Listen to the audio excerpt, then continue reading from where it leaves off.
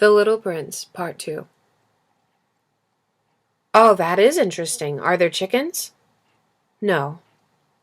Well, nothing is perfect, sighed the fox, but he came back to his idea. My life is monotonous, he said. I hunt chickens, men hunt me, all the chickens are just alike, all the men are just alike, and in consequence I am a little bored. But if you tame me, it'll be as if the sun came to shine on my life. I shall know the sound of a step that'll be different from all the others. Other steps send me hurrying back underneath the ground. Yours will call me like music out of my burrow. And then look. You see the grain fields down yonder? I do not eat bread. Wheat is of no use to me. The wheat fields have nothing to say to me, and that is sad. But you have hair that is the color of gold. Think how wonderful that will be when you have tamed me. The grain, which is also golden, will bring me back the thought of you, and I shall love to listen to the wind in the wheat. The fox gazed at the little prince for a long time. Please, tame me, he said. I want to very much, the little prince replied, but I have not much time. I have friends to discover and a great many things to understand. One only understands the things that one tames, said the fox. Men have no more time to understand anything. They buy things already made at the shops, but there is no shop anywhere where one can buy friendship, and so men have no friends any more. If you want a friend, tame me. Well, what must I do to tame you? Asked the little prince. You must be very patient, replied the fox. First you will sit down a little distance from me, like that, in the grass. I shall look at you out of the corner of my eye, and you will say nothing. Words are the source of misunderstandings, but you will sit a little closer to me every day. The next day the little prince came back. It would have been better to come back at the same hour, said the fox. If, for example, you came back at 4 o'clock in the afternoon, then at 3 o'clock I shall begin to be happy. I shall feel happier and happier as the hour advances. At 4 o'clock I shall already be worrying and jumping about. I shall show you how happy I am. But if you come at just any time, I shall never know at what hour my heart is to be ready to greet you. One must observe the proper rites. What is a rite? Asked the little prince. Those also are actions too often neglected, said the fox. They are what make one day different from other days, 1 hour from other hours. There is a rite, for example, among my hunters. Every Thursday they dance with the village girls. So Thursday is a wonderful day for me. I can take a walk as far as the vineyards. But if the hunters danced at just any time, every day would be like every other day, and I shall never have any vacation at all. So the little prince tamed the fox, and when the hour of his departure drew near, "Oh," said the fox, "I shall cry." "It is your own fault," said the little prince. "I never wished you any sort of harm, but you wanted me to tame you." "Yes, that is so," said the fox. "But now you're going to cry," said the little prince. "Yes, that is so," said the fox. "Then it has done you no good at all." "It has done me good," said the fox, "because of the color of the wheat fields." And then he added, "Go and look again at the roses. You will understand now that yours is unique in all the world. Then come back to say goodbye to me, and I will make you a present of a secret." The little prince went away to look again at the roses. "You are not at all like my rose," he said. "As yet you are nothing. No one has tamed you, and you have tamed no one. You are like my fox when I first knew him. He was only a fox like 100,000 other foxes, but I have made him my friend, and now he is unique in all the world." And the roses were very much embarrassed. "You are beautiful, but you are empty," he went on. "One could not die for you. To be sure, an ordinary passer-by would think that my rose looked just like you, the rose that belongs to me. But in herself alone she is more important than all the hundreds of you other roses, because it is she that I have watered, because it is she that I have put under the glass globe, because it is she that I have sheltered behind the screen, because it is for her that I have killed the caterpillars, except for the 2 or 3 that were saved to become butterflies, because it is she that I have listened to when she grumbled or boasted, or even sometimes when she said nothing, because she is my rose." And he went back to meet the fox. "Goodbye," he said. "Goodbye," said the fox. "And now here is my secret, a very simple secret. It is only with the heart that one can see rightly. What is essential is invisible to the eye." "What is essential is invisible to the eye," Little Prince repeated so that he would be sure to remember. It is the time that you have devoted to your rose that makes your rose so important. It is the time I have devoted to my rose, said the little prince, so that he would be sure to remember. Men have forgotten this truth, said the fox, but you must not forget it. You become responsible, forever, for what you have tamed. You are responsible for your rose. I'm responsible for my rose, the little prince repeated, so that he would be sure to remember. Good morning, said the little prince. Good morning, said the railway switchman. What do you do here? The little prince asked. I sort out travelers in bundles of 1,000, said the switchman. I send off the trains that carry them out, now to the right, now to the left. And a brilliantly lighted express train shook the switchman's cabin as it rushed by with a roar like thunder. They are in a great hurry, said the little prince. What are they looking for? Not even the locomotive engineer knows that, said the switchman, and a second brilliantly lighted express thundered by in the opposite direction. Are they coming back already? Demanded the little prince. These are not the same ones, said the switchman. It is an exchange. Were they not satisfied where they were? Asked the little prince. No one is ever satisfied where he is, said the switchman. And they heard the roaring thunder of a third brilliantly lighted express. Are they pursuing the first travelers? Demanded the little prince. They are pursuing nothing at all, said the switchman. They are asleep in there, or if they aren't asleep, they're yawning. Only the children are flattening their noses against the window panes. Only the children know what they are looking for, said the little prince. They devote their time to a rag doll, and it becomes very important to them, and if anybody takes it away from them, they cry. They are lucky, said the switchman.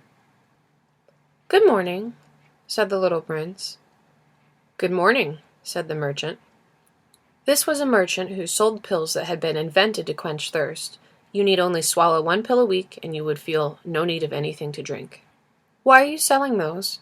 Asked the little prince. Because they save a tremendous amount of time, said the merchant.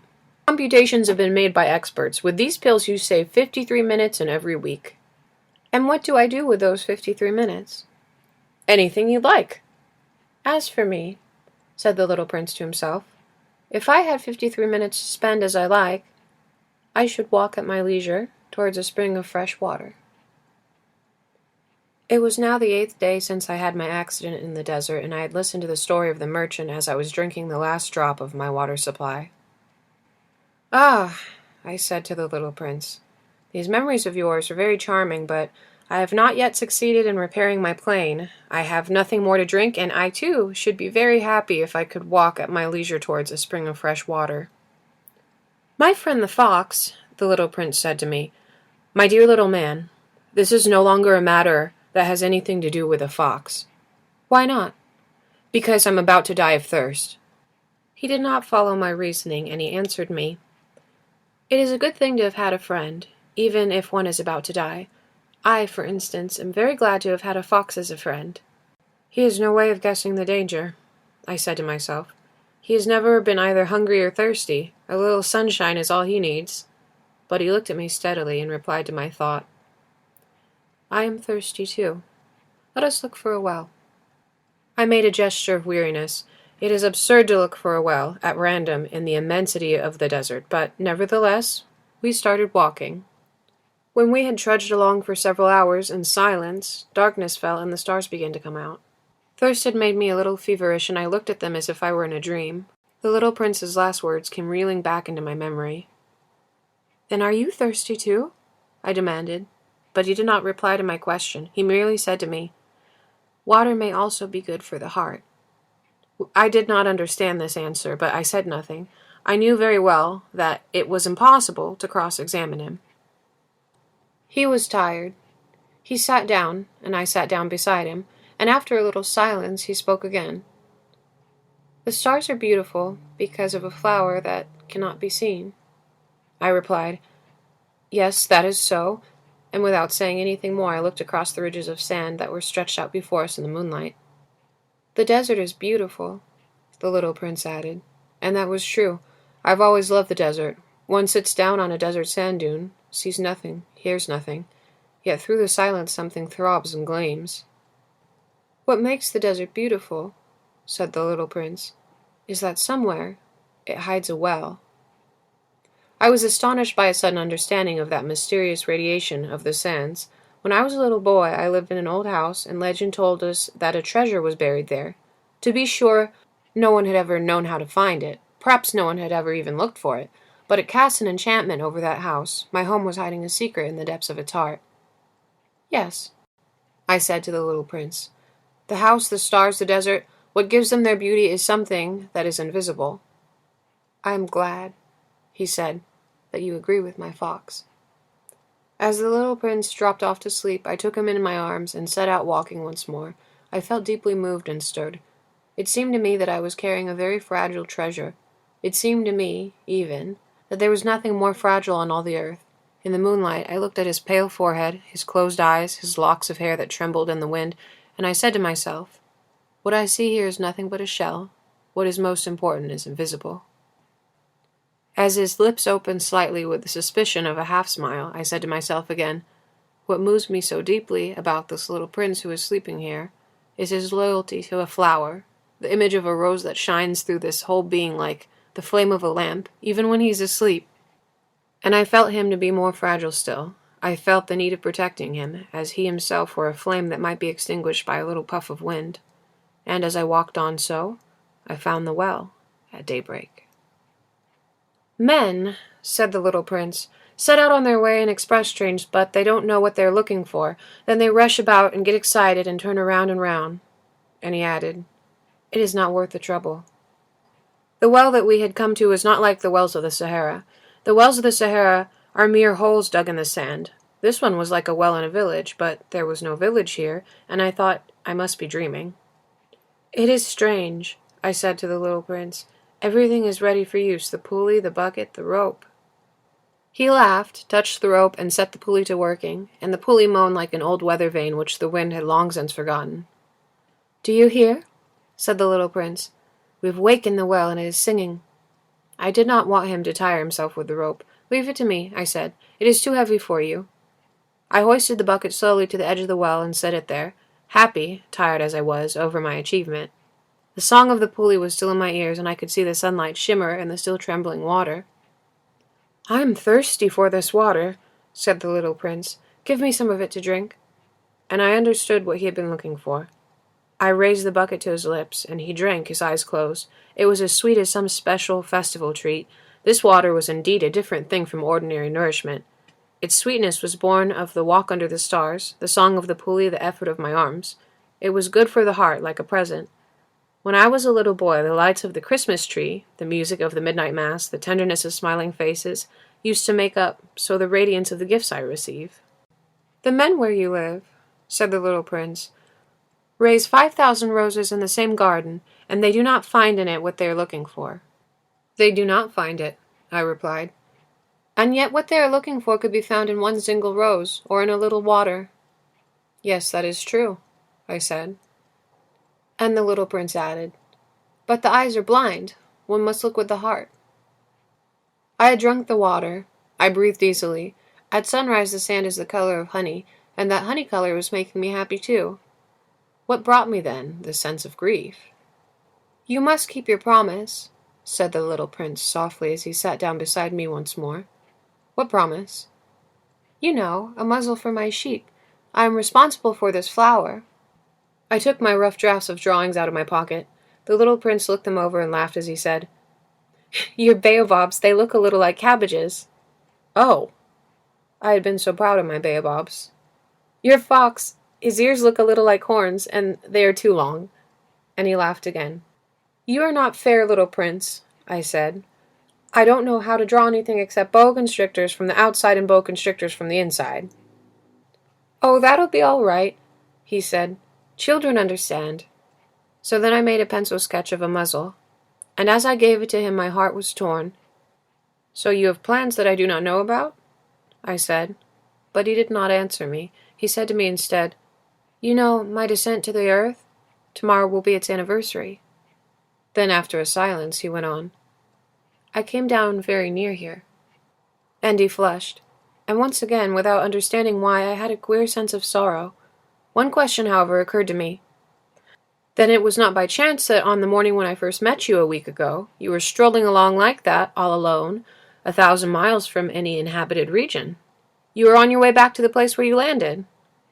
The little prince flushed again, and I added with some hesitancy, "Perhaps it was because of the anniversary?" The little prince flushed once more. He never answered questions, but when one flushes, does that not mean yes? "Ah," I said to him, "I am a little frightened." But he interrupted me. "Now you must work. You must return to your engine. I will be waiting here for you. Come back tomorrow evening?" But I was not reassured. I remembered the fox. One runs the risk of weeping a little if one lets himself be tamed. Beside the well there was the ruin of an old stone wall. When I came back from my work the next evening, I saw from some distance away my little prince sitting on top of this wall, with his feet dangling, and I heard him say, "Then you don't remember. This is not the exact spot." Another voice must have answered him, for he replied to it, "Yes, yes, it is the right day, but this is not the place." I continued my walk towards the wall. At no time did I see or hear anyone. The little prince, however, replied once again, "Exactly. You will see where my tracks begin, in the sand. You have nothing to do but wait for me there. I shall be there tonight." I was only 20 meters from the wall, and I still saw nothing. After a silence, the little prince spoke again. "You have good poison? You're sure it will not make me suffer for too long?" I stopped in my tracks, my heart torn asunder, but still I did not understand. "Now go away," said the little prince. "I want to get down from the wall." I dropped my eyes then to the foot of the wall, and I leaped into the air. There before me, facing the little prince, was one of those yellow snakes that take just 30 seconds to bring your life to an end. Even as I was digging into my pocket to get out my revolver, I made a running step back. But at the noise I made, the little snake let himself flow easily across the sand like the dying spray of a fountain, and, in no apparent hurry, disappeared with a light metallic sound among the stones. I reached the wall just in time to catch my little man in my arms, his face as white as snow. "What does this mean?" I demanded. "Why are you talking with snakes?" I had loosened the golden muffler that he always wore. I had moistened his temples and had given him some water to drink, and now I did not dare ask him any more questions. He looked at me very gravely and put his arms around my neck. I felt his heart beating like the heart of a dying bird shot with someone's rifle. "I am glad that you have found what was the matter with your engine," he said. "Now you can go back home." "How do you know about that?" I was just coming to tell him that my work had been successful, beyond anything that I had dared to hope.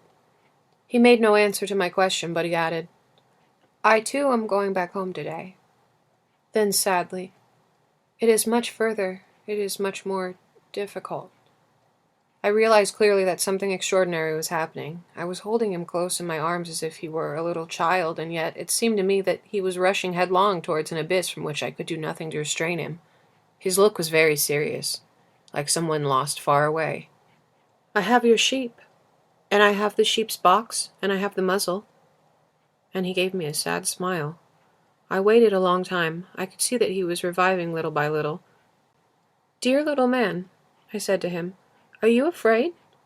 He was afraid, there was no doubt about that, but he laughed lightly. "I shall be much more afraid this evening." Once again I felt myself frozen by the sense of something irreparable, and I knew that I could not bear the thought of never hearing that laughter any more. For me it was like the spring of fresh water in the desert. "Little man," I said, "I want to hear you laugh again." But he said to me, "Tonight it will be a year. My star then can be found right above the place where I came to Earth a year ago." "Little man," I said, "tell me that it is only a bad dream, this affair of the snake and the meeting place and the star." But he did not answer my plea. He said to me instead, "The thing that is important is the thing that is not seen." "Yes, I know. It is just as with the flower. If you love a flower that lives on a star, it is sweet to look at the sky at night. All the stars are abloom with flowers." "Yes, I know. It is just as with the water. Because of the pulley and the rope, what you gave me to drink was like music. You remember how good it was?" "Yeah, I know." "And at night you will look up at the stars. Where I live everything is so small that I cannot show you where my star is to be found. It is better like that. My star will just be one of the stars for you, and so you will love to watch all the stars in the heavens. They will all be your friends. And besides, I'm going to make you a present." He laughed again. "Oh, little prince, dear little prince, I love to hear that laughter." That is my present, just that. It will be as it was when we drank the water. What are you trying to say? All men have the stars, he answered, but they are not the same things for different people. For some, who are travelers, the stars are guides. For others, they are no more than little lights in the sky. For others who are scholars, they are problems. For my businessman, they were wealth. But all these stars are silent. You alone will have the stars as no one else has them. What are you trying to say? In one of the stars I shall be living. In one of them I shall be laughing, and so it will be as if all the stars were laughing. When you look up at the sky at night, you, only you, will have stars that can laugh. And he laughed again. And when your sorrow is comforted, time soothes all sorrows, you will be content that you have known me. You will always be my friend. You will want to laugh with me, and you will sometimes open your window so for that pleasure, and your friends will be properly astonished to see you laughing as you look up in the sky, and you will say to them, "Yes, the stars always make me laugh." And they will think that you are crazy. It'll be a very shabby trick that I have played on you. And he laughed again. It will be as if, in place of the stars, I have given you a great number of little bells that knew how to laugh. And he laughed again. Then he quickly became serious. Tonight, you know. Do not come. I shall not leave you, I said. I shall look as if I were suffering. I shall look a little as if I were dying. It is like that. Do not come to see that. It is not worth the trouble. I shall not leave you. But he was worried. I tell you, it is also because of the snake. He must not bite you. Snakes are malicious creatures. This one might bite you just for fun. I shall not leave you. But a thought came to reassure him. It is true that they have no more poison for a second bite. That night I did not see him set out on his way. He got away from me without making a sound. When I succeeded in catching up with him, he was walking along with a quick and resolute step. He said to me merely, "Ah, you're there." And he took me by the hand, but he was still worrying. It was wrong of you to come. You will suffer. I shall look as if I were dead, and that will not be true. I said nothing. You understand, it is too far. I cannot carry this body with me. It's too heavy. I said nothing. But it will be like an old abandoned shell. There's nothing sad about old shells. I said nothing. He was a little discouraged, but he made one more effort. You know, it will be very nice. I, too, shall look at the stars. All the stars will be wells on a rusty pulley. All the stars will pour out fresh water for me to drink. I said nothing. That'll be so amusing, right? You will have 500 million little bells, and I shall have 500 million little springs of fresh water. And he, too, said nothing more because he was crying. Here it is. Let me go on by myself. And he sat down because he was afraid. Then he said again, You know, my flower, I'm responsible for her. And she is so weak, she's so naive. She has 4 thorns, of no use at all to protect her against the whole world. I too sat down because I was not able to stand up any longer. There now, that is all. He hesitated a little, then he got up. He took 1 step. I could not move. There was nothing but a flash of yellow close to his ankle. He remained motionless for an instant. He did not cry out. He fell as gently as a tree falls. There was not even any sound because of the sand. And now 6 years have gone by. I have never yet told this story. The companions who have met me on my return were well content to see me alive. I was sad, but I told them, I'm tired. Now my sorrow is comforted a little, that is to say, not entirely, but I know that he did go back to his planet because I did not find his body at daybreak. It was not such a heavy body. And at night I love to listen to the stars. It is like 500 million little bells. But there is one extraordinary thing. When I drew the muzzle for the little prince, I forgot to add the leather strap to it. He will never have been able to fasten it on his sheep. So now I keep wondering, what is happening on his planet? Perhaps the sheep has eaten the flower. At one time I say to myself, surely not. The little prince shuts his flower under her glass globe every night, and he watches over his sheep very carefully. Then I am happy. And there is sweetness in the laughter of all the stars. But at another time I say to myself, at some moment or another one is absent-minded, and that is enough. On some one evening he forgot the glass globe, or the sheep got out without making any noise in the night, and then the little bells are changed to tears. Here, then, is a great mystery. For you who also love the little prince, and for me, nothing in the universe can be the same if somewhere, we do not know where, a sheep that we never saw has, yes or no, eaten a rose. Look up at the sky. Ask yourselves, is it yes or no? Has the sheep eaten the flower? And you will see how everything changes. And no grown-up will ever understand that this is a matter of so much importance. This, to me, is the loveliest and saddest landscape in the world. It is the same as that on the preceding page, but I have drawn it again to impress it on your memory. It is here that the little prince appeared on earth and disappeared. Look at it carefully so that you will be sure to recognize it in case you travel some day to the African desert, and if you should come upon this spot, please do not hurry on. Wait for a time exactly under the star. Then if a little man appears who laughs, who has golden hair, and who refuses to answer questions, you will know who he is. If this should happen, please comfort me. Send me word that he has come back. The end.